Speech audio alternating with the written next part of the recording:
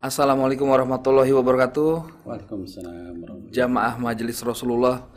I- Alhamdulillah sore ini seperti biasa kita bersama ini ayahanda idola ya. Ayahanda idola yang sudah kita rindukan, pingin segera berkumpul bersama-sama, masya Allah. Assalamualaikum Habib Nabil. Waalaikumsalam warahmatullahi wabarakatuh. Apa kabar? Sehat? Alhamdulillah Habib. Habib, ini sore ini kayaknya kita punya bintang tamu ya Habib ya. Bintang tamu yang cukup spesial banget ya Habib ya. Bintang tamu yang luar biasa. Luar biasa. Ini punya cerita tentang Habib Munzir yang begitu banyak. Betul. Dan sebenarnya ini bintang tamu kita kali ini sudah kita rencanakan dari bulan puasa ya Habib ya. Sudah lama memang, baru sekarang bisa sempat. Alhamdulillah. Baik Habib Nabil, boleh dikasih informasi ke jamaah Majelis Rasulullah yang lain, siapa kira-kira Habib yang akan berbagi cerita bersama kita di sini Habib? Baik, bismillahirrahmanirrahim. Assalamualaikum warahmatullahi wabarakatuh. Alhamdulillah wassalatu wassalam ala sayyidina Muhammadin wa ala alihi wa sahbihi ajma'in wasallim. Anak-anakku semua, ya jamaah Majelis Rasulullah, juga para pencinta dari Sayyidina Muhammad sallallahu alaihi wasallam dimanapun berada, baik di Indonesia ya di 10 provinsi maupun juga di berbagai negara ya di 5 negara yang saat ini menyaksikan.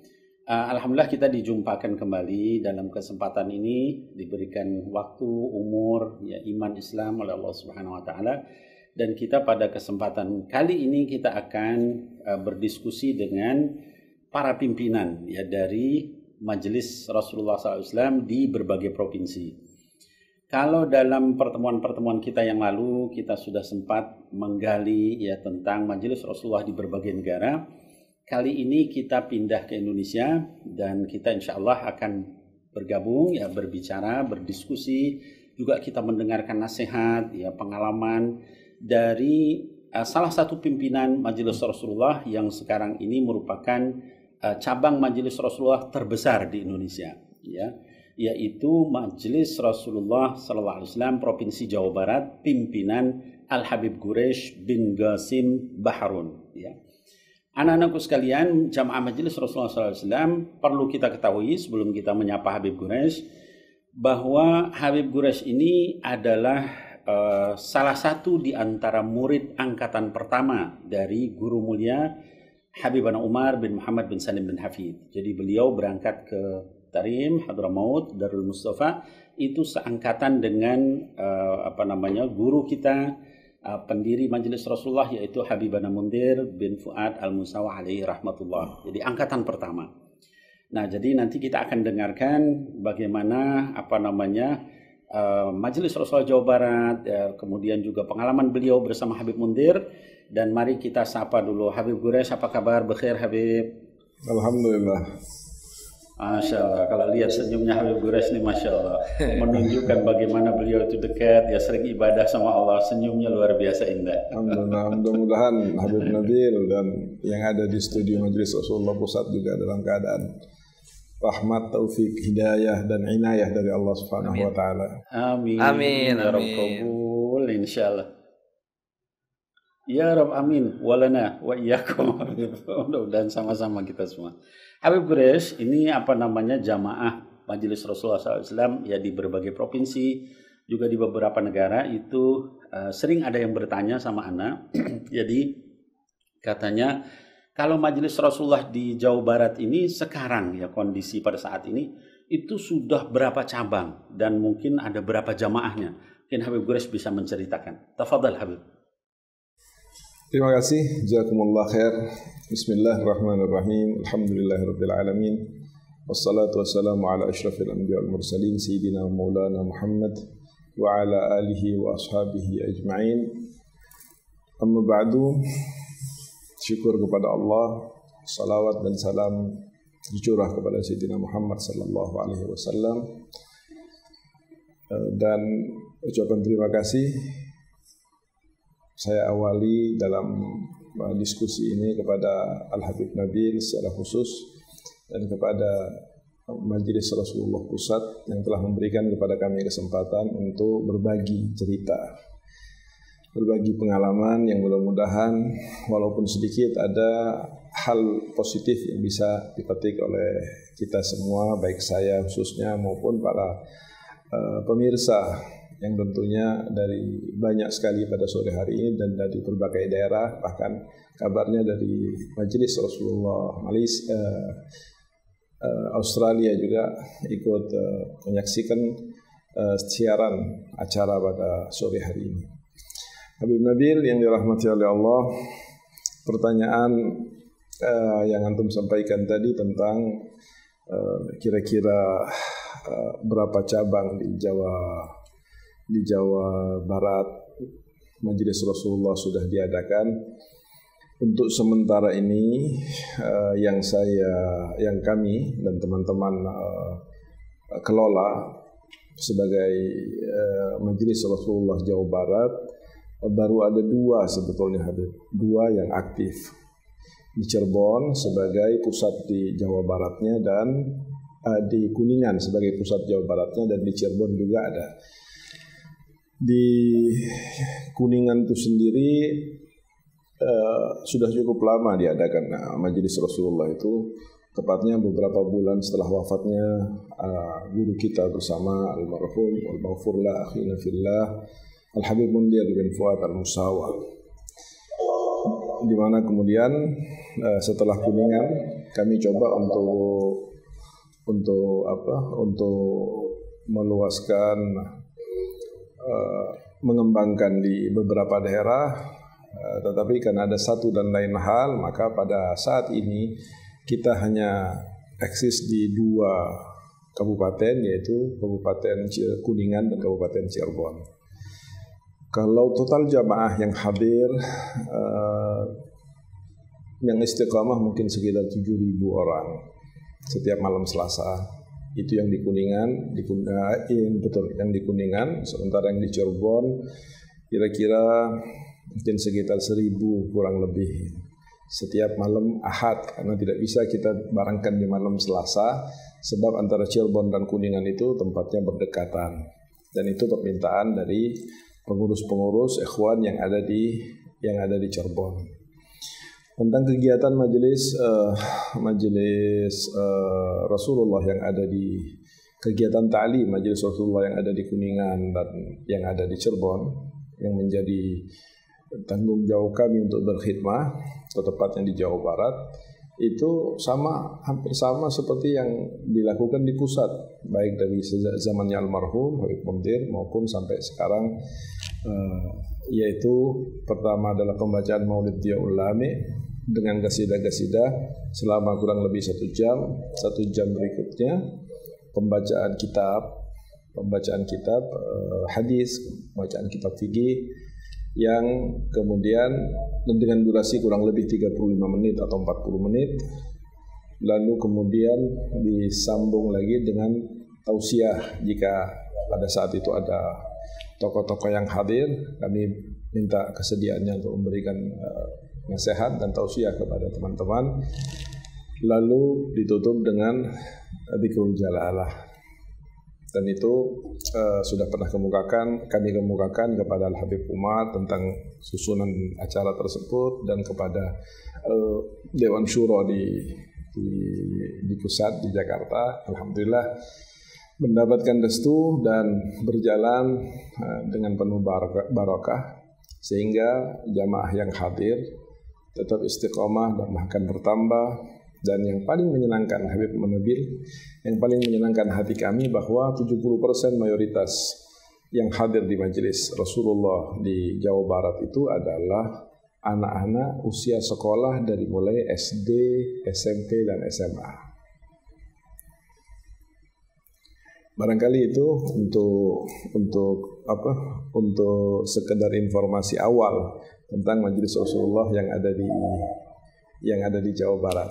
Habib Nabil.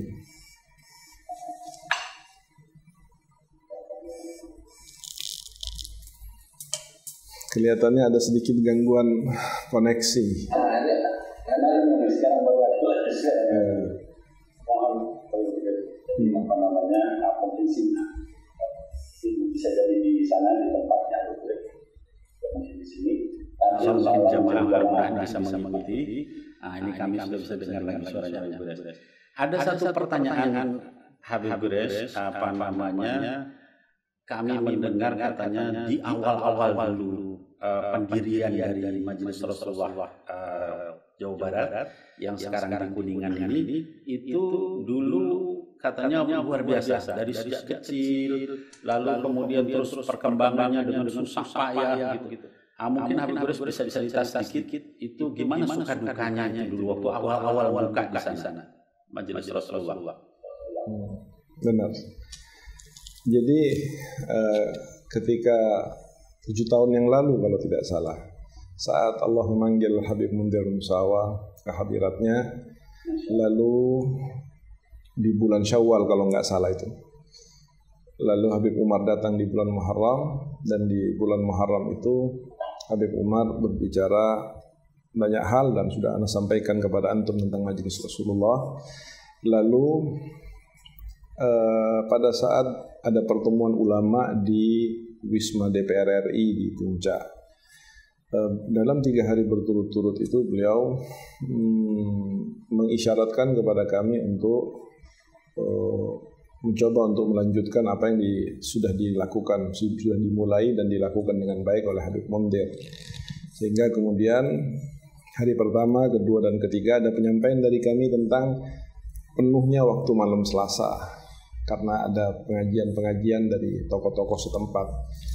Namun di hari pertama Habib Umar mengatakan tidak harus malam Selasa, bisa malam Minggu, bisa hari Sabtu, bisa hari-hari yang lain. Hari kedua sama seperti itu juga. Tapi yang heran di hari ketiga, ketika beliau akan pergi pulang dari Wisma DPR di pertemuan ulama itu, beliau mengatakan kepada kami, buatlah Majelis Rasulullah di malam Selasa. Nah, oleh karena perintahnya di malam Selasa, sedangkan kami tahu kondisi di Jawa Barat ke malam Selasa ada beberapa pengajian, maka sejak kami pulang ke Kuningan dari Jakarta, dari pertemuan dengan Habib Umar itu, kami berpikir keras bahwa ini harus dicarikan jalan tengah yang baik, agar supaya niat baik kita bukan hanya sekedar menjadi niat baik, tapi berwujud sesuatu yang baik, tentunya bila dengan cara yang baik. Maka kurang lebih 3-4 bulan kami belum mengadakan majelis itu. Tetapi yang kami lakukan adalah bersilaturahmi kepada tokoh-tokoh ulama, tokoh-tokoh masyarakat, pesantren-pesantren, untuk kira-kira bagaimana memperkenalkan diri kami. Karena saya bukan orang asli dari Kuningan, tapi kami dari Jawa Timur, sementara kami akan mengembangkan dakwah di Jawa Barat. Waktu itu belum ada pesantren, sehingga kami dengan silaturahmi pendekatan, jadi memberikan keyakinan bahwa kepada para tokoh bahwa kami ini hanya bagian kecil yang akan ikut memikul beban dakwah yang ada di Jawa Barat ini. Dan secara tidak terucap tapi secara sikap kami berikan keyakinan kepada para tokoh bahwa Majelis Rasulullah ini bukan akan mengambil majelis yang sudah ada, bukan akan memonopoli majelis dengan semena-mena, tetapi Majelis Rasulullah insya Allah dengan adanya majelis tersebut di satu daerah akan memberikan kontribusi yang positif kepada majelis-majelis, pesantren-pesantren dan kegiatan agama yang lain. Dan itu terbukti setelah sekian lama, sekian tahun, maka beberapa majelis yang biasanya sudah berdiri sudah 10 tahun atau 5 tahun dihadiri hanya 100 orang, 50 orang, itu dengan hadirnya Majelis Rasulullah di Jawa Barat, maka alhamdulillah jamaah dari beliau-beliau tersebut yang hadir itu menjadi bertambah dengan sangat-sangat signifikan. Bahkan dari tokoh-tokoh itu sendiri ada yang secara terus terang mengatakan kepada saya kegembiraannya dengan mengatakan, saya membuat majelis salawat nariyah sudah 10 tahun Habib, tidak pernah lebih dari 100 orang. Tetapi setelah adanya Majelis Rasulullah di Jawa Barat, maka alhamdulillah setiap bulan meningkat yang hadir, dan sekarang sudah sekitar 300-400 orang kata beliau.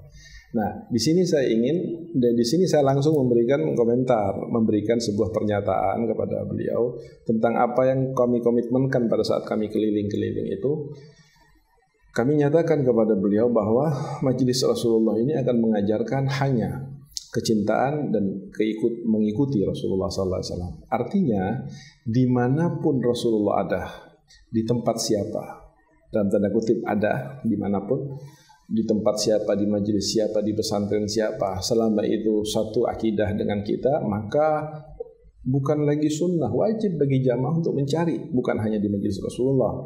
Sehingga alhamdulillah dengan kita sebut keberkahan di majelis Rasulullah yang ada di Jawa Barat, majelis-majelis yang lain menjadi makmur, menjadi satu sama lain punya hubungan, dan kami coba untuk menjadi perajut majelis Rasulullah Jawa Barat, menjadi perajut daripada majelis-majelis yang ada, sehingga mereka saling berkomunikasi dan mempunyai jaringan, berbagi informasi, saling sharing dan seterusnya. Dan alhamdulillah dengan berkah majelis kita ini kondisi dakwah meningkat menjadi lebih baik, walaupun sedikit, tetapi itu tidak bisa dipungkiri oleh masyarakat di Jawa Barat. Sementara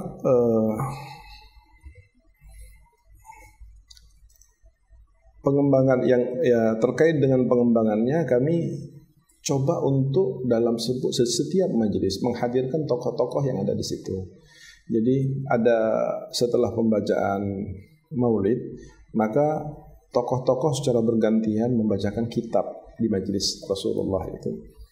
Dan ini kemungkinan yang membuat satu kepercayaan dari seluruh elemen masyarakat di Jawa Barat, sehingga dikarenakan tokohnya dilibatkan, tokohnya dihargai, tokohnya kalau bahasa Sunda diurangkan gitu, dianggap gitu loh. Dan kami mengatakan bahwa majelis Rasulullah ini bukan milik habaib. Majelis Rasulullah ini adalah milik umatnya Nabi Muhammad SAW yang tidak akan berbicara tentang politik, tidak akan menjadikan kesempatan untuk memperkaya diri, tidak menekan jamaah dengan materi. Habib Quresh. Baik. Halo. Ya. Jadi apa namanya? Afwan, Habib Quresh. Jadi Masya Allah. Jadi anak-anak sekalian jamaah majelis Rasulullah SAW, para pencinta Sayyidina Muhammad SAW dimanapun berada, ini majelis Rasulullah Jawa Barat yang tadi diceritakan oleh Habib Quresh bin Ghazim Bahrun itu sudah puluhan ribu sekarang jumlahnya. Kalau mengadakan acara juga sangat banyak, bahkan sampai masuk ke kecamatan-kecamatan dengan barokahnya Sayyidina Muhammad, ya dengan izin Allah Subhanahu wa taala itu sekarang luar biasa. Jadi Jawa Barat. Jadi bagi antum sekalian, ya kalian semua yang berada di Jawa Barat, kalau kebetulan mampir di Kuningan, ya di Cirebon, itu bisa mampir di Jalsatul Inen atau di Senin malam acaranya Majelis Rasulullah Jawa Barat pimpinan Habib Quresh Bahrun. Nah, Habib Quresh ini ada juga yang nanya dari beberapa jamaah, katanya dulu waktu Habib Quresh di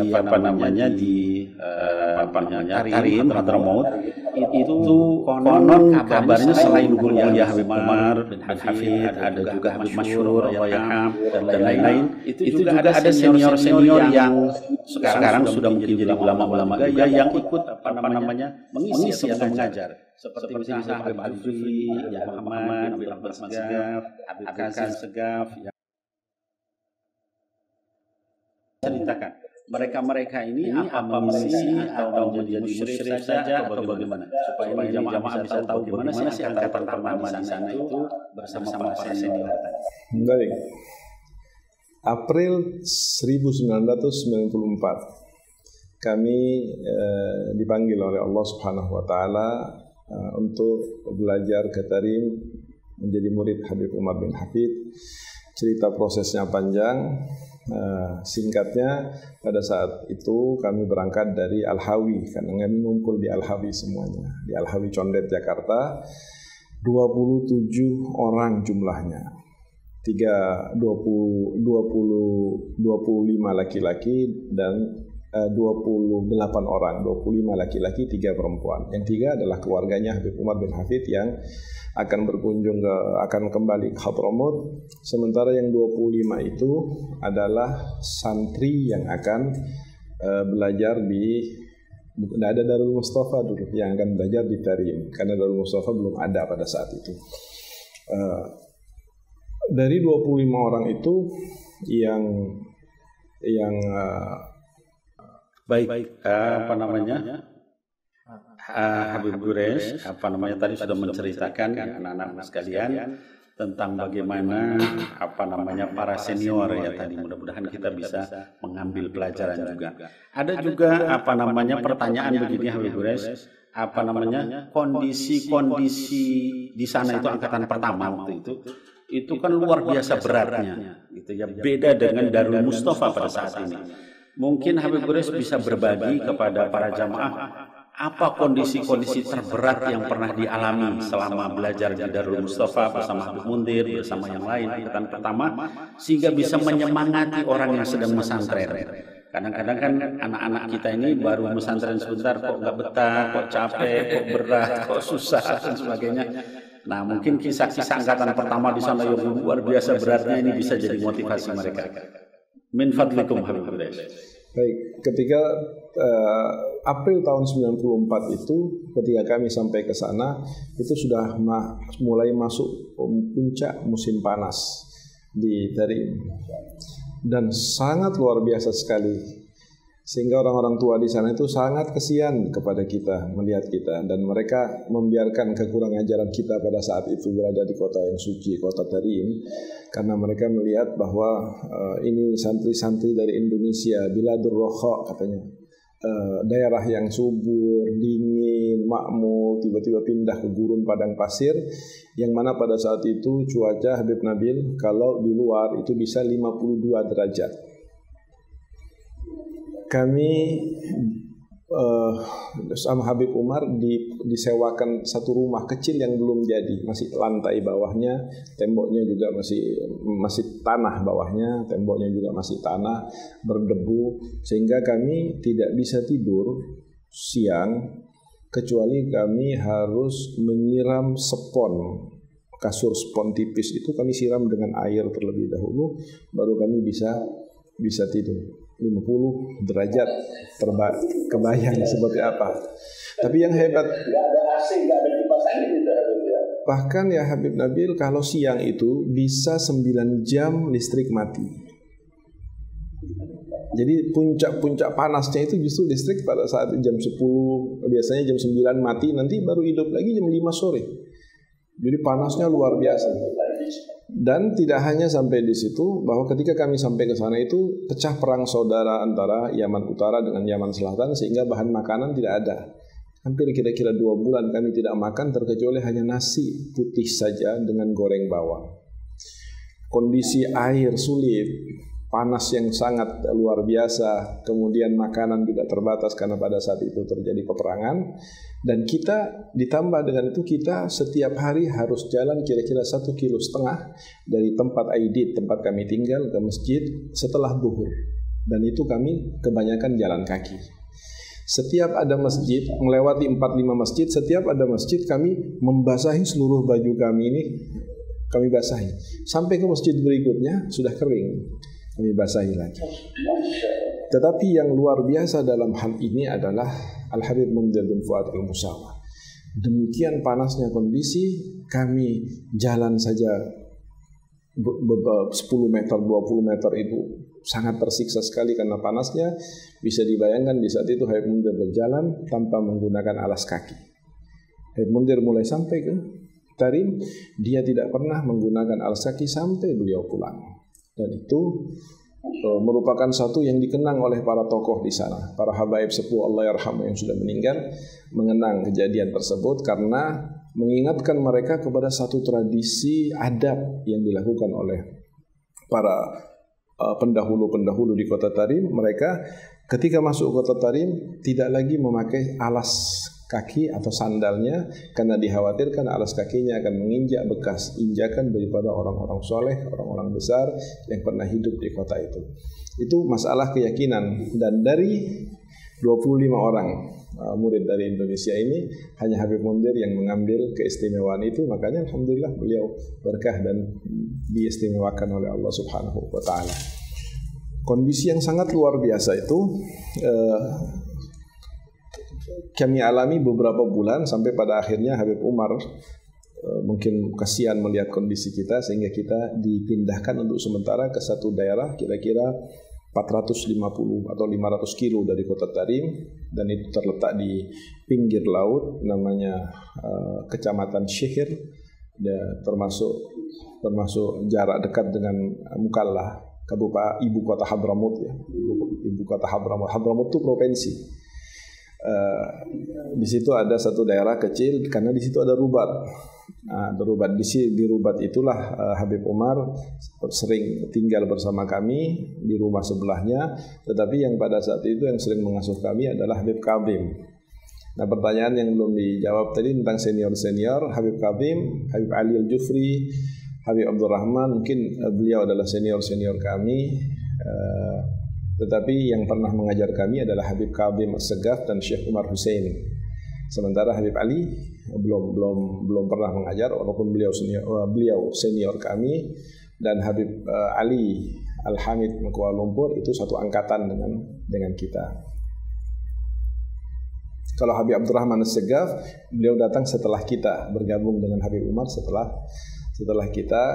Tapi alhamdulillah mendapatkan kedudukan yang masya Allah, walaupun datang agak lambat, tetapi mendapatkan keberkahan yang lebih daripada kita. Betul, masya Allah. Nah, anak-anakku sekalian, ini ada satu hal juga yang perlu kita ketahui. Habib Quresh ini beliau memiliki pondok saat ini ya di Kuningan, yang namanya itu Pondok As-Sidqu. Suaranya hilang kayaknya. Ya baik. Nah, suaranya di sana hilang. Ya, jadi anak-anakku sekalian, masih ada yang bisa mendengarkan suara. Selama koneksi kami dengan pusat terputus. Sementara gimana sekarang suaranya terputus. Jadi halo, kami lanjutkan apa yang ditanyakan oleh Habib Nabil tadi, bahwa kondisi yang kami alami pada saat kami ada di sana itu memang betul-betul berat, karena kami pindah dari satu tempat, satu kota yang kami tinggali di Indonesia ini. Ada hujan, kemudian ada kipas angin, ada AC, makanan selalu tersedia di rumah. Bahkan kita keluar sedikit kita sudah mendapatkannya, tetapi tidak terjadi di Tarim. Memang Allah Subhanahu wa taala menguji kita. Allah Subhanahu wa taala ingin menguji kita sebagai angkatan pertama dari murid-muridnya Habib Umar yang mengalami sa'atul usrah, masa-masa sulit. Dan tentunya masa-masa sulit itu jika dijalani dengan baik, dengan sabar, maka akan menjadi sebuah hal yang sebuah nilai yang baik tentunya. Bahkan di dalam alumni Al-Habib Umar itu ada satu istilah ad-daf'atul ula. Ad-daf'atul ula itu angkatan pertama. Angkatan pertama ini adalah angkatan yang sangat diistimewakan oleh Habib Umar, dan membuat angkatan-angkatan yang lain ya agak cemburu tentunya dalam kebaikan. Mereka cemburu karena ada kecintaan yang lebih dan perhatian yang lebih dari Habib Umar kepada angkatan pertama, kepada kita angkatan pertama. Tapi ketika ditanyakan kepada Habib Umar tentang kenapa Habib Umar punya kelebihan, punya sikap yang agak berbeda dengan angkatan-angkatan berikutnya, Habib Umar hanya tersenyum dan mengatakan, as-sabiqunal awwalun ulaikal muqarrabun. Orang-orang di zaman pertama Islam yang beriman kepada Nabi, maka mereka lah orang-orang yang didekatkan, yang dekat dengan Nabi Muhammad sallallahu alaihi wasallam. Dan kami bersyukur kepada Allah karena bahwa kami selain menjadi angkatan pertama juga bisa dipilih oleh Allah untuk menyambungkan sanad taklim sanad keguruan, sanad ilmu dengan guru mulia Al-Habib Umar bin Hafid, di mana mudah-mudahan Allah panjangkan usianya, Allah sehatkan badannya di usia beliau yang tidak terlalu tua seperti sekarang ini, dengan kegiatan dakwah yang sifatnya sudah internasional. Mudah-mudahan kami akan menjadi orang-orang yang juga terpanggil untuk bagaimana bisa bertanggung jawab dan dengan gigih menjalankan misi dan dakwah beliau ke depan insyaallah taala. Habib Nabil dan Ustaz. Bismillahirrahmanirrahim. Habib Gures bisa dengar kami? Sudah bisa dengar, Habib. Sudah bisa dengar.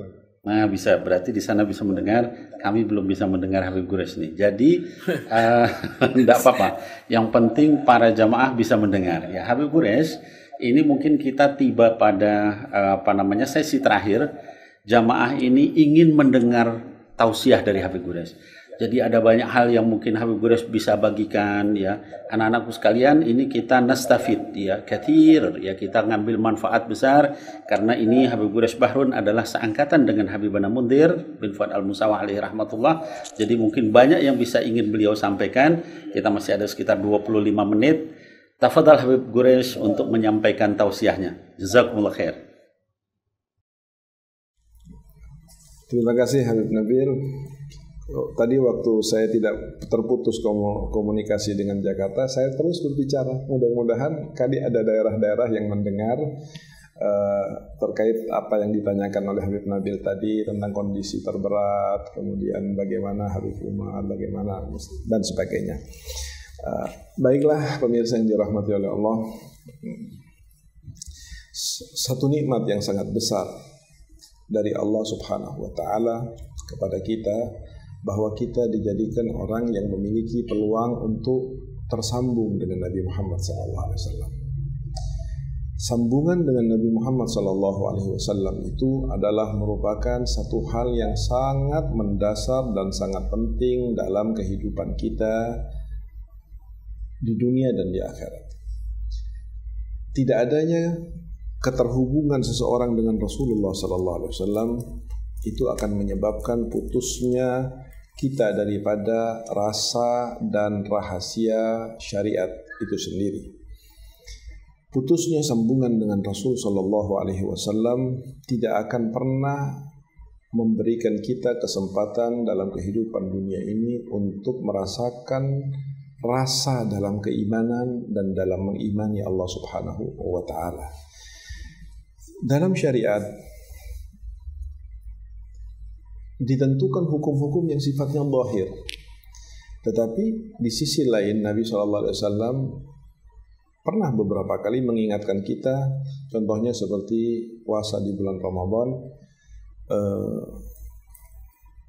Berapa banyak orang yang berpuasa tetapi tidak mendapatkan apa-apa dari puasanya kecuali haus dan lapar. Berapa banyak orang yang membaca Al-Quran justru Quran melaknatnya. Berapa banyak orang yang melakukan salat tetapi tidak ada bagian dari salatnya di sisi Allah kecuali hanya jungkir balik saja.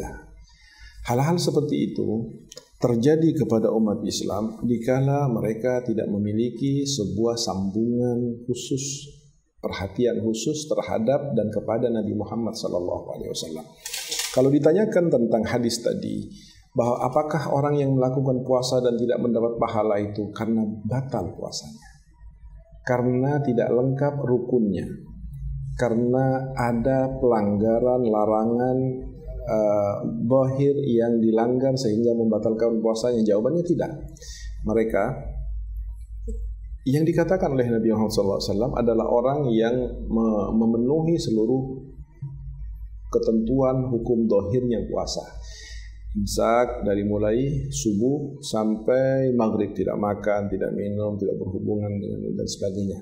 Tetapi kenapa Rasulullah SAW mengatakan orang yang demikian itu puasanya sah dalam hukum zahirnya, tidak mendapatkan apa-apa di sisi Allah Subhanahu wa Ta'ala terkecuali haus dan lapar, karena dia tidak memperhatikan satu sisi di mana Rasulullah SAW mengajarkan kepada kita setiap syariatnya ada sesuatu yang sifatnya zahir dan ada sesuatu yang sifatnya batin, ada sesuatu yang lebih kepada keislaman, ada sesuatu juga di waktu yang bersamaan sifatnya keimanan. Maka ketika ada seorang yang berpuasa lalu dia berbohong, lalu kemudian dia mengadu domba, dia melihat pandangannya yang haram dan sebagainya, maka ini secara otomatis walaupun lengkap rukunnya, lengkap syaratnya, secara zahir sah puasanya, tetapi dia tidak mengharap, tidak mendapatkan pahala. Di akhirat, di dunia, dia tidak dituntut karena dia melihat yang bukan muhrim misalnya atau berbohong saat berpuasa. Dia tidak dituntut oleh syariat untuk mengqadha puasanya. Yang artinya apa? Artinya puasanya dia sah, tetapi tidak mendapat pahala. Disinilah atau hal-hal yang halus seperti inilah, hal-hal yang samar seperti inilah yang kemudian diangkat lagi oleh para alim ulama kita, sehingga kita di dalam menjalankan agama ini tidak kering, tidak hanya sekedar bentuk atau bungkus, tetapi kita di dalam menjalankan agama ini ada satu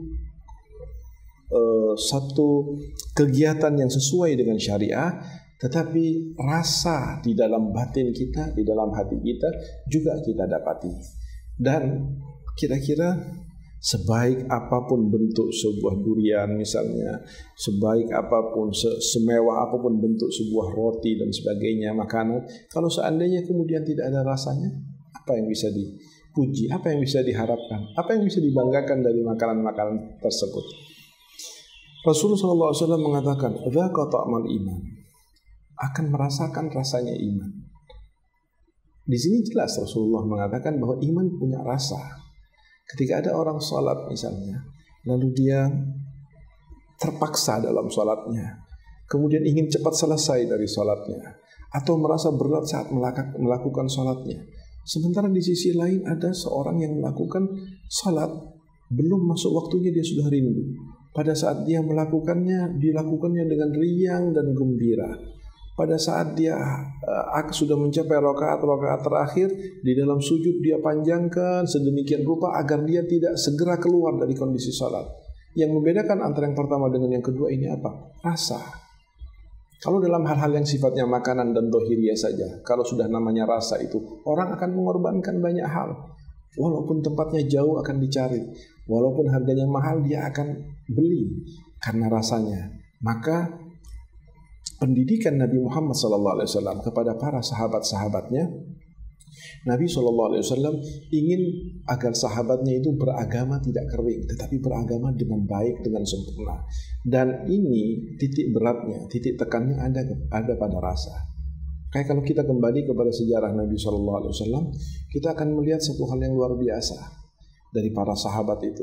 Sampai ada yang sahabat yang namanya Abbad bin Bishr yang kuburannya di Hadramaut, dan beritanya ma'ruf tentang bagaimana dia sebagai murid Nabi Muhammad SAW langsung, sahabat namanya Abbad bin Bishr, ketika dia hanya sekedar melakukan sholat sunnah, buat kita hanya sekedar sholat sunnah gitu, kemudian dia dipanah oleh musuh. Karena waktu itu dalam cerita yang panjang dia mengawal piket pasukan sahabat Nabi yang sedang tidur, maka dia dipanah, itu diambil, dicabut panah yang menancap di badannya, panah itu dicabut, dibuang.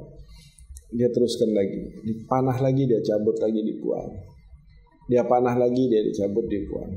Sampai ketika dia mengalir darahnya dengan deras, terkena kepada teman yang gantian piket lagi tidur di bawah, kaget, bangun temannya, musuh yang mengintai lari. Setelah Abbad bin Bishr radhiyallahu an terbangun dari tidurnya, selesai dari sholatnya, maka orang itu menegur, dia bilang, "Mengapa engkau tidak bangunkan saat musuh pertama kali melempar panah kepadamu, saat musuh pertama kali datang? Kamu bangunkan saya. Tapi kenapa kamu justru sampai dipanah beberapa kali sampai mengucur darah, kamu memilih untuk diam dan melanjutkan sholatmu? Kan itu adalah sholat sunnah." Sahabat Abbad bin Bishr mengatakan, "Aku sedang melakukan sholat sunnah dan sedang membaca surat Kahfi, maka aku tidak menganggap sesuatu yang harus untuk membatalkan sholat sunnahku dan bacaan Kahfiku karena beberapa anak panah yang menembus ke badanku." Subhanallah. Anak panah robek, dicabut, berdarah, dia anggap ini bukan alasan bagi saya untuk membatalkan sholat sunnah saya. Kalau kita renungkan kejadian ini, betapa Nabi Muhammad SAW memberikan sebuah pendidikan yang bukan hanya sifatnya kulit, bukan hanya sifatnya zahiriyah, tetapi pendidikan Rasulullah SAW itu menembus jauh ke dalam hati, batin, nurani dan jantungnya, sehingga mereka begitu kenal dengan agama, begitu mulai melakukan agama, mereka kemudian merasakan kenikmatannya. Jangankan cuma sekedar luka, nyawa pun akan mereka korbankan hanya demi sesuatu yang sunnah. Tetapi ketika umat sudah tidak tahu lagi bagaimana dia merasakan rasanya iman, bagaimana dia beragama dengan benar, dengan baik, maka kita lihat seperti sekarang, kadang-kadang orangnya alim tetapi dia meremehkan agama. Atau kadang-kadang orangnya awam, apalagi dia tidak akan peduli dengan agama. Sahabat Abbad bin Bishr, sebuah analogi yang luar biasa sekali ketika beliau karena lantaran sholat sunnah beliau tidak mau membatalkan walaupun harus berdarah-darah. Sementara kadang-kadang sebagian umat Islam dalam kondisi tidak ada kesulitan apapun dia tidak mau melakukan sholat wajib 5 waktu. Dalam kondisi baik dia malas untuk melakukan sholat. Dalam kondisi dia tenang, ada rezeki dari Allah, kondisinya tidak berat, dia merasa berat untuk melakukan salat sehingga dia pilih ayat yang cepat, dia pilih yang penting sah, dia pilih yang penting tidak batal, lalu kemudian dia selesai dari salatnya, dan ketika selesai dari salatnya merasa seperti lepas bebannya. La haula wala quwata illa billah. Ini kalau mau direnungkan dan disadari, orang-orang yang melakukan seperti ini, naudzubillah min dzalik, harus takut. Jangan-jangan sudah ada dasar sifat kemunafikan di dalam hatinya. Kenapa kok bertolak belakang sekali dengan apa yang diajarkan oleh Nabi? Kenapa kok bertolak belakang sekali dengan apa yang dilakukan oleh Nabi dan para murid-murid Nabi atau sahabat-sahabat Nabi? Nah, hal ini perlu untuk kita renungkan bersama, sehingga di dalam berdakwah, di majelis Rasulullah SAW ini, kami menetapkan ada separuh waktunya kami pakai untuk bersolawat kepada Nabi SAW, untuk berzikir kepada Allah, untuk mendengarkan berita-berita tentang Nabi Muhammad SAW sebelum akhirnya kami akan masuk kepada pelajaran atau tausiah atau mau'izah hasanah. Kenapa demikian? Karena yang membuat hati orang itu siap untuk menerima ajaran-ajaran agama Allah Subhanahu wa taala adalah pada saat nur dan cahaya Allah sudah masuk ke dalam hatinya. Dan untuk memasukkan cahaya dan rahmat Allah ke dalam hati kita, saya tidak melihat ada lebih besar daripada sholawat, lebih hebat daripada sholawat, dan lebih mudah daripada sholawat. Bagaimana Allah Subhanahu wa ta'ala mengatakan, barang siapa yang membaca sholawat, Rasulullah mengatakan, barang siapa yang membaca sholawat kepadaku 1 kali, maka Allah akan memberikan sholawat atau rahmat kepadanya 10 kali. Sementara di majelis kita seringkali membaca sholawat baik yang bersama-sama maupun yang sendiri-sendiri mungkin ratusan kali. Kalau 1 10, 10 100, 100.000 rahmat dari Allah. Nah, pada saat hati kita sudah lembut, hati kita sudah hadir kepada Allah, sudah siap. Satu bukti yang tidak bisa dipungkiri, kalau sahabat-sahabat sekalian menghadiri majelis Rasulullah misalnya atau majelis-majelis yang lain dengan persiapan, bukan hanya sekedar zahir, tapi persiapan batin. Misalnya mulai keluar dari rumahnya dia tidak berbicara kecuali bersolawat dan berzikir. Lalu kemudian pada saat masuk dia melakukan salat sunnah tahiyatul masjid atau sebagai gantinya al-baqiyatus salihat. Lalu kemudian dia duduk menghadirkan Nabi, membayangkan sahabat sedang duduk dengan Nabi. Lalu kemudian dia meyakinkan betapa ribuan rahmat Allah akan berikan kepada kami. Lalu kemudian dia hadirkan Rasul sallallahu alaihi wasallam dengan sikap yang ta'zim, sebagaimana para sahabat Nabi sallallahu alaihi wasallam, para imam ketika membaca hadis maka tidak mau terkecuali dalam keadaan siap seakan-akan ingin menyampaikan sesuatu yang penting, atau pada saat mereka sedang duduk santai, tiba-tiba entah dari mana ada satu yang menyebut nama Rasul sallallahu alaihi wasallam, tiba-tiba majelis itu berubah, sudah tidak ada lagi santainya, sudah tidak ada lagi sikap-sikap kurang adabnya yang dianggap biasa di majelis yang lain. Ketika disebut nama Nabi Muhammad SAW, sontak kecintaannya kepada Rasulullah itu menarik dia untuk menghadirkan, mengistihdharkan seakan-akan Nabi ini ada. Memang ada Nabi. Ada di mana? Sebutannya ada. Memang beda antara orang yang tidak mencintai Nabi ketika mendengar suara sebutan Nabi dengan orang yang mencintai Nabi. Sahabat-sahabat banyak sekali di dalam kitab-kitab disebutkan bahwa dari sahabat-sahabat Nabi setelah Nabi wafat tidak disebut nama Nabi kecuali otomatis langsung keluar air matanya. Langsung dia menangis.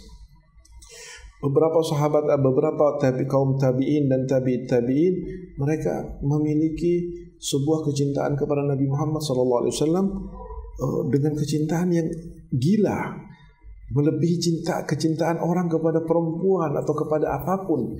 Sampai-sampai Sayyidina Imam Malik, gurunya Imam Syafi'i, ketika mengajar di Masjid Nabawi, dan beliau adalah mufti Madinah Al-Munawwarah pada saat itu, tidak pernah mau mengajar hadis kecuali dalam keadaan beliau bersih, baru mandi, pakaiannya ganti, wanginya semerbak, baru dia mengajarkan, membuka kitab Muwatta'nya atau membacakan hadis-hadis Nabi.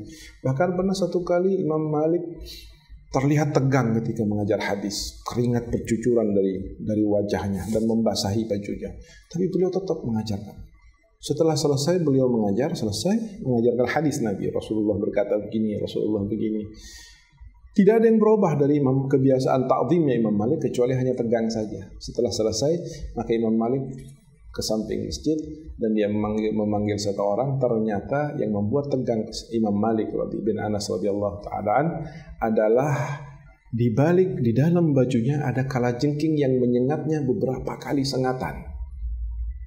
Dan itu tidak membuat Imam Malik kemudian mengatakan, aduh sebentar, saya ada merasa apa enggak. Dia tahu sengatan kalajengking luar biasa, tapi Imam Malik tetap sampai diselesaikan taklim hadisnya Nabi Muhammad SAW, baru kemudian beliau ke sana dan menyelesaikan permasalahan yang terkait dengan kalajengking. Ketika ditanya, kenapa wahai Imam, kok tidak bangun saja sebentar dan sebagainya, Anda disengat kalajengking. Kalajengking tidak akan menjadi sebuah alasan bagi saya untuk meninggalkan pembacaan hadis Nabi Muhammad sallallahu alaihi wasallam. Beliau orangnya kurus, tidak suka selama ada di Madinah, tidak suka makan, tidak suka minum, makan sekedarnya, minum sekedarnya. Salah satu alasannya apa? Karena kalau saya makan banyak, minum banyak, berarti saya harus buang hajat banyak. Dan saya tidak buang hajat selama ada di Madinah, terkecuali saya keluar dari Madinah, karena saya tidak mau kotoran saya, baik yang cair maupun yang padat, akan jatuh di tanah Madinah. Sehingga tidak banyak mengambil waktu saya untuk bolak-balik keluar kota Madinah, hanya sekedar buang hajat. Saya pilih untuk makan dan minum apa adanya, sehingga saya tidak perlu setiap hari buang hajat. Subhanallah. Ini kecintaan mereka kepada Nabi Muhammad SAW yang disertai ta'zim kepada Rasulullah SAW. Bukan hanya sekedar cinta mengikuti sunnahnya, bukan hanya sekedar cinta membaca hadisnya, tetapi agama mengajarkan kepada kita untuk mencintai Nabi Muhammad SAW. Tentunya ajarannya, karena itu adalah dari Allah. Yang kedua adalah ucapannya, karena itu adalah hadis Nabi. Yang ketiga adalah diri jasadnya Nabi Muhammad SAW. Jadi sempurna kecintaan para sahabat, dan Nabi sangat gemilang keberhasilannya mengajarkan bagaimana cinta kepada Rasul Shallallahu Alaihi Wasallam yang diinginkan oleh Allah dan diinginkan sendiri oleh Nabi Muhammad Sallallahu Alaihi Wasallam. Jadi tiga-tiganya, cinta kepada wahyunya, wahyu yang disampaikannya, cinta kepada ajaran hadis-hadisnya, dan cinta kepada Nabi Muhammad Sallallahu Alaihi Wasallam. Itu yang membuat para alim ulama di generasi-generasi beliau dan siapapun sampai saat ini yang tetap menjalankan kode etik cinta kepada Nabi, kode etik ittiba kepada Nabi itu akan selalu diangkat oleh Allah Subhanahu wa taala, selalu akan diberikan keberkahan. Salah satu contohnya seperti Al-Habib Munzir bin Fuad Al-Musawah, bagaimana beliau memiliki kecintaan kepada Nabi SAW yang luar biasa, sehingga seluruh waktunya diberikan kepada majelis Rasulullah untuk bagaimana mengembangkan majelis ini. Tujuannya satu, agar banyak orang, banyak umat Nabi Muhammad lebih mengenal Nabinya, itu saja. Ketika ditanya Habib Munzir, kenapa kok sampai namanya majelis Rasulullah? Kok lebay banget katanya.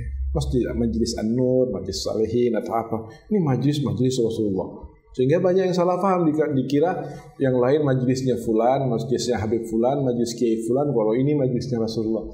Mereka tidak paham kronologi bagaimana Habib Munzir memberi nama dan disetujui oleh Habib Umar majelisnya menjadi majelis Rasulullah. Tujuan beliau satu, ingin mengenalkan umat kepada nabinya, lalu kemudian dari perkenalan itu menjadi cinta, dan dari cinta itu mengikuti dengan rasa setiap sunnah dan ajaran Nabi Muhammad sallallahu alaihi wa alihi wa sahbihi wasallam. Ini adalah hal yang sedikit ingin kita sampaikan Habib Nabil terkait dengan tausiah umum yang diinginkan oleh Habib Nabil tadi, tetapi tetap kami akan mengaitkan dengan kondisi, situasi dan kondisi ideal daripada majelis Rasulullah SAW yang alhamdulillah sekarang sudah menyebar keberkahannya dan manfaatnya. Mudah-mudahan Allah membalas kebaikan Al-Habib Munzir bin Fuad Al-Musawah dengan sebaik-baiknya balasan, dan khususnya dari kami sebagai sahabatnya, sebagai orang yang mencintainya dan mendapatkan keberkahan darinya, kami berdoa mudah-mudahan Habib Munzir mendapatkan yang terbaik dari Nabi Muhammad SAW sebagai balasan atas kecintaannya kepada Rasulullah SAW. Masya Allah, barakallahu fikum. Habib Gures masih bisa dengar saya? Masih. Alhamdulillah. Baik, anak-anakku sekalian, kita dengarkan tadi apa yang disampaikan oleh salah satu daripada guru kita, yaitu Habib Gures bin Qasim Bahrun. Dan ada satu hal yang ingin saya garis bawahi tadi yang beliau sampaikan, bahwa majelis Rasulullah, majelisnya Habib Umar bin Muhammad bin Salim bin Hafid itu mengajak kita untuk supaya di dalam beribadah tidak kering. Tadi beliau sampaikan ya bagaimana Al-Imam Malik rahimahullah ta'ala anhu itu dalam keadaan beliau disengat oleh kalajengking, beliau terus menjalankan majelisnya karena ihtiramnya kepada Sayyidina Muhammad sallallahu alaihi wasallam. Kalau kita melihat dulu Sayyidina Abu Bakar juga sama disengat berkali-kali oleh kalajengking di dalam gua tempat beliau mengawal Sayyidina Muhammad sallallahu alaihi wasallam untuk hijrah. Beliau juga menahan diri untuk tidak bergeser sedikit pun karena kecintaannya kepada Sayyidina Muhammad. Inilah yang disebut dengan bagaimana kita mengikuti salafus saleh yang sebenarnya. Kita melihat juga misalnya Al-Imam Bukhari rahimahullah ta'ala anhu, setiap kali mau nulis hadis itu beliau sholat 2 rakaat. Kenapa? Karena ihtiramnya kepada Sayyidina Muhammad SAW. Ini yang mau ditulis hadisnya Sayyidina Muhammad SAW. Bagaimana mau berkah kalau kita enggak dalam keadaan bersih, dekat sama Allah, dalam keadaan menjaga dari maksiat. Ini misi daripada majelis Rasulullah SAW. Habib Gures luar biasa tadi apa yang disampaikan, dan insya Allah ini dari seluruh provinsi ya cabang Majelis Rasulullah mendengarkan, juga dari 5 negara ya baik itu Australia, Hong Kong, Singapura, Malaysia ini juga mendengarkan juga. Ya ada cabang baru, bukan cabang Majelis Rasulullah tapi masih keluarga besar Majelis Rasulullah yang baru di Amsterdam ini juga ikut mendengarkan juga. Ya jadi Masya Allah luar biasa apa yang disampaikan Habib Gures bermanfaat. Luar biasa, menyenangkan seluruh jamaah. Ada satu hal terakhir Habib Gures sebelum kita mengakhiri ya karena sudah hampir jam 5. Kami mendengar Habib Gures memiliki pesantren ya namanya As-Sidqu.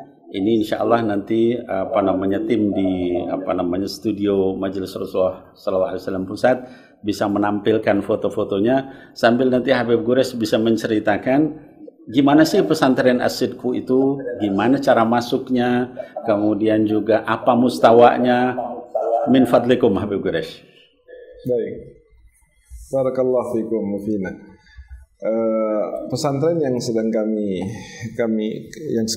sedang berkhidmah kepadanya sekarang ini adalah pesantren yang memang cikal bakalnya adalah perintah daripada Al-Habib Umar untuk kami membuat satu pesantren, dan mustawa yang ada di pesantren kami itu, pertama kami menargetkan untuk tidak menerima lebih dari usia 12 tahun. Kenapa? Karena pengalaman saya keliling di beberapa tempat, bahkan di beberapa negara, ketika ada rasa sedih di hati Habib Nabil, karena kalau di luar negeri itu setiap ulama pasti hafidhul Quran. Kalau di tempat kita, kalau dia hafidhul Quran bukan ulama. Kalau dia ulama, dia tidak hafidhul Quran. Sehingga kami berpikir, kenapa? Padahal kami insya Allah warga Indonesia cerdas-cerdas, pasti mampu saja. Ternyata memanage usia. Kadang-kadang ada orang setelah lulus SMP atau SMA baru masuk pesantren.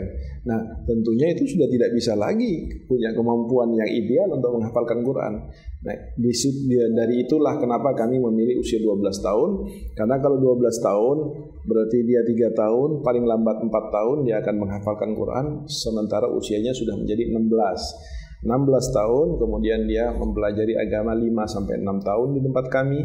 Lalu kalau ingin melanjutkan misalnya ke Azhar atau ke Al-Ahqaf atau ke Habib Umar Darul Mustafa, dia masih punya kesempatan 4 tahun lagi. Sehingga ketika memang itu betul-betul dimanage dan diarahkan dengan benar, seorang santri pada usia 25 tahun dia sudah alumni keluar S1 dari Mesir atau dari Al-Ahqaf atau dari Darul Mustafa, dia sudah alim, insya Allah sudah memahami sangat kuat dasar-dasar agama, lalu kemudian dia punya akhlak yang baik karena dididik oleh guru-guru baik di dalam maupun di luar negeri, dan yang paling penting juga dia sudah hafal Quran, sehingga dia menjadi hafidh, alim dan dai di usia 25. Usia 25 dia nikah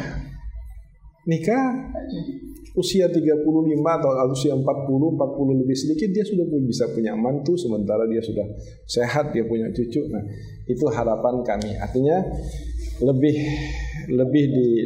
ketika lebih di manage umur seorang siswa didik kami, itu akan menghasilkan hasil yang lebih baik. Jumlah santri di tempat kami Habib Nabil sekarang kurang lebih 500 orang. 500 orang terdiri dari 130 perempuan dan sisanya 500 lebih laki-laki. Mereka waktu pendaftaran atau waktu masuk ajaran baru di tempat kami itu jatuh di bulan Syawal. Di bulan Syawal ada website kalau tidak salah di akun di Facebook tentang pesantren itu. Barangkali jika ada yang ingin mengetahui tentang informasinya, dipersilahkan untuk melihat di website tersebut atau di akun tersebut. Berikut foto-foto dan kegiatan-kegiatan serta kurikulum pelajarannya. Mohon doa dari Habib Nabil dan para ikhwan semuanya, mudah-mudahan kami diberi keikhlasan dan keberkahan serta manfaat kepada anak didik kami di dalam menjalankan amanat estafet risalah Nabi Muhammad SAW. Masya Allah. Anak-anakku sekalian, tadi kita dengarkan ya luar biasa apa yang disampaikan oleh Habib Quraish Bahrun tentang pesantren As-Sidqu. Nah, bagi kalian semua yang berminat ya, tapi tadi disebutkan oleh Habib Quraish bahwa syaratnya adalah hanya 12 tahun. Jadi kalau di atas itu nggak bisa masuk ke pesantrennya Habib Quraish, udah terlalu tua. Lulus SD tepatnya Habib ya. Lulus SD tepatnya ya, baik. Tapi juga Habib ada satu tambahan informasi bahwa di tempat kami itu ada program formal yang ketika dia lulus SD, kalau sampai 6 tahun di tempat kami dia akan dapat ijazah SMA. Bahkan kalau mau melanjutkan kuliah di tempat kami sudah siapkan program kuliah dengan SHM ya, sarjana hukum hubungan Islam. masyarakat. Oh, hukum Islam. SHI. Baik, luar biasa. Anak-anakku sekalian, demikian tadi ya, bagi yang berminat nanti bisa ngecek nama pesantrennya As-Sidqu, ya ada websitenya, ada syarat-syaratnya dan sebagainya. Mudah-mudahan bagi yang ingin belajar agama, belajar juga ilmu umum dunia wal akhirah, ini bisa nanti di pesantrennya Habib Quraish Bahrun. Dan Habib Quraish Bahrun, jazakumullah khair atas waktu, atas juhud antum ya, di tengah kelelahan dakwah. Insyaallah Allah Subhanahu wa taala menggantikan dengan yang lebih baik di dunia maupun di akhirat. Amin ya rabbal alamin. Dan terakhir kita mintakan kepada Habib Quraish Bahrun untuk membacakan doa supaya kita diberikan keberkahan pada hari ini. Anak-anak sekalian dimanapun berada, mari kita aminkan doanya. Kalau doa bukan dari cabang Habib, harus dari pusat. Habib Nabil yang ratib Fatihah. Baik anak-anakku sekalian, kita bacakan Fatihah ya dengan niat. Mudah-mudahan bagi kita yang sakit ya di majelis ini, mudah-mudahan Allah sembuhkan dengan izin Allah. Bagi yang sedang punya hutang, mudah-mudahan dimudahkan membayar hutangnya. Bagi yang sedang kena musibah, mudah-mudahan diangkat musibahnya. Bagi yang sedang diberikan banyak hal-hal yang tidak baik, mudah-mudahan Allah angkat ketidakbaikan itu. Ala hadhihi niyyah wa likulli niyatin salihah wa ila hadratin nabi Muhammadin sallallahu alaihi wa alihi wasallam bisirril Fatihah. أعوذ بالله من الشيطان الرجيم بسم الله الرحمن الرحيم الحمد لله رب العالمين الرحمن الرحيم مالك يوم الدين إياك نعبد وإياك نستعين اهدنا الصراط المستقيم صراط الذين أنعمت عليهم غير المغضوب عليهم ولا الضالين آمين يا الله اللهم لا سهل إلا ما جعلته سهلا وأنت تجعل الحزن إذا شئت سهلا اللهم يسر ولا تعسر يا ميسر كل أمر عندك يسير والمعافاة في الدنيا والآخرة اللهم ربنا تقبل منا إنك أنت السميع العليم وتب علينا يا ربنا إنك أنت التواب الرحيم دعوانا فيها سبحانك اللهم تحيتنا فيها سلام وآخر دعوانا أن الحمد لله رب العالمين. Amin ya Allah ya Rabbal Alamin. Anak-anakku sekalian, selesai acara kita, insya Allah nanti dalam waktu dekat kita akan terus mendengarkan dari para pimpinan ya Majelis Rasulullah di Indonesia, Majelis Rasulullah Jawa Tengah, Jawa Timur, Kalimantan Timur dan seterusnya. Kita ambil manfaat dari para ulama, ilmunya, doanya, keikhlasannya. Mudah-mudahan ini semua bisa mendekatkan kita dengan para ulama, dengan orang-orang saleh, dengan para aulia Allah, dan nanti juga bersama Sayyidina Muhammad sallallahu alaihi wasallam.